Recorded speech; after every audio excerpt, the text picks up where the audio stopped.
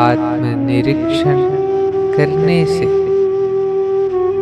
यह भी प्रकाश मिलता है कि न्याय और प्रेम से ही पारस्परिक एकता, प्रियता एवं मधुरता सुरक्षित रह सकती है।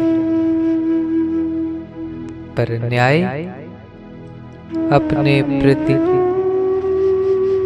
और प्रेम अन्य के प्रति करना होगा। अपने पर न्याय करने से निर्दोषता आ जाती है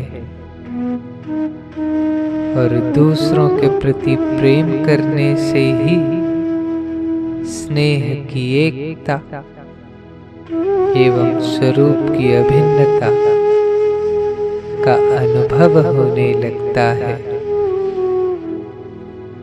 न्याय का वास्तविक अर्थ है बल का सदुपयोग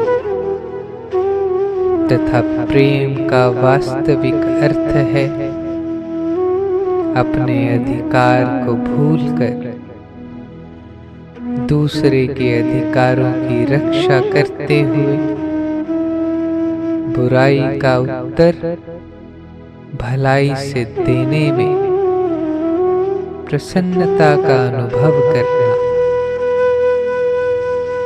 कारण कि प्रेम किसी प्रकार का भेद तथा दूरी नहीं रहने देता।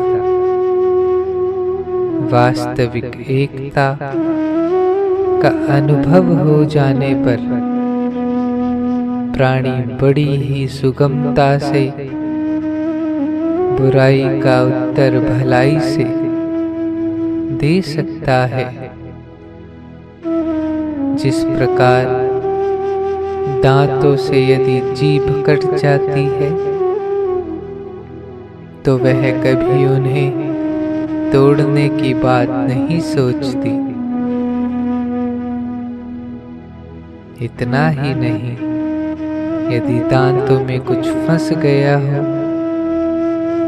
तो उसे निकालने का भी प्रयत्न करती है। आत्मनिरीक्षण से हमें यह भी प्रकाश मिलता है कि सुख का वितरण करने के लिए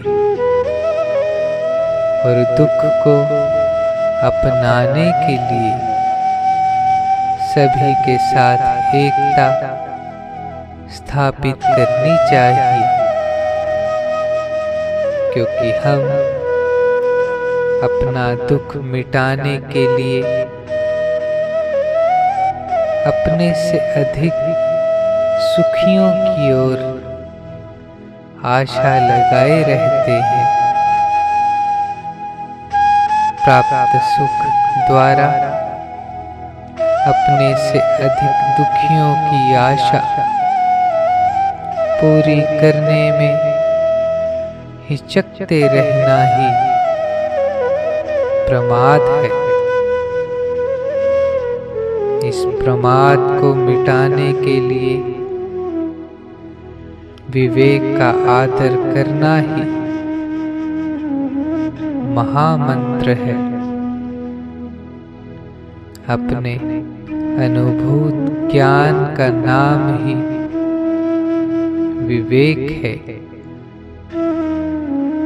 सीखे हुए ज्ञान का नाम विवेक नहीं, वह तो केवल मस्तिष्क का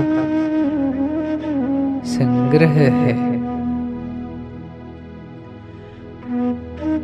अपना निरीक्षण करने पर यह भी अनुभव होता है कि प्रवृत्ति के अंत में निवृत्ति और निवृत्ति के अंत में प्रवृत्ति स्वतः होने लगती है। पर राग युक्त प्रवृत्ति प्रमादवश वासनाओं के जाल में आबद्ध करती है, जिससे प्राणी अनेक ऊंच नीच योनियों को प्राप्त होकर अनेक प्रकार के सुख दुख भोगता रहता है, अर्थात आनंद से विमुख हो जाता है। यद्यपि आनंद से जातीय तथा स्वरूप की एकता और सुख दुख से केवल मानी हुई एकता है, कामना की उत्पत्ति में दुख और पूर्ति में सुख प्रतीत होता है। कामनाओं की उत्पत्ति का मूल कारण शरीर से एकता स्वीकार करना है, जो वास्तव में भूल है, क्योंकि जिसे अपने से भिन्न जानते हैं उसे अपना स्वरूप मान लेना, अर्थात उससे आत्मीयता स्वीकार करना प्रमाद के अतिरिक्त और कुछ नहीं है। जिस विवेक से प्रमाद को प्रमाद जानते हैं, उसी विवेक से प्रमाद का अंत हो सकता है, अर्थात विवेक द्वारा स्थूल सूक्ष्म कारण तीनों शरीरों से असंग होते ही निर्वासना आ जाती है और वासनाओं का अंत होने पर राग त्याग में बदल जाता है।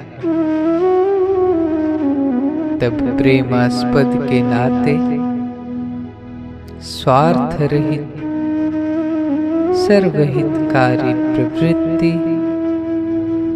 केवल प्रेमास्पद के प्रसन्नतार्थ ही होने लगती है। प्रेमी को सभी में अपने प्रियतम का दर्शन होने लगता है, अर्थात यह अनुभव होता है कि जो कुछ है उसमें अपना प्रियतम ही है और कुछ नहीं। वासना रहित निवृत्ति आ जाने पर तो ऐसा बोध स्वतः होता है कि प्रेमास्पद से भिन्न और कभी कुछ हुआ ही नहीं। उस अवस्था में शरीर द्वारा होने वाली प्रवृत्तियां स्वतः स्वार्थ रहित सर्वहितकारी सद्भावना से प्रेरित होने लगती है। स्वार्थ रहित सर्वहितकारी प्रवृत्ति वास्तव में निवृत्ति के ही समान है, क्योंकि वह समाज के अधिकारों को सुरक्षित रखती है और उसके बदले में कुछ भी लेने की रुचि शेष नहीं रहने देती। स्वार्थ रहित होते ही किसी प्रकार का भोग शेष नहीं रहता और भोग का अंत होते ही प्राणी अपने में ही अपने परम प्रेमास्पद का अनुभव कर कृतकृत्य हो जाता है। अतः यह निर्विवाद सत्य है कि वासना रहित निवृत्ति और सर्वहितकारी प्रवृत्ति दोनों ही आदरणीय तथा अनुसरणीय है।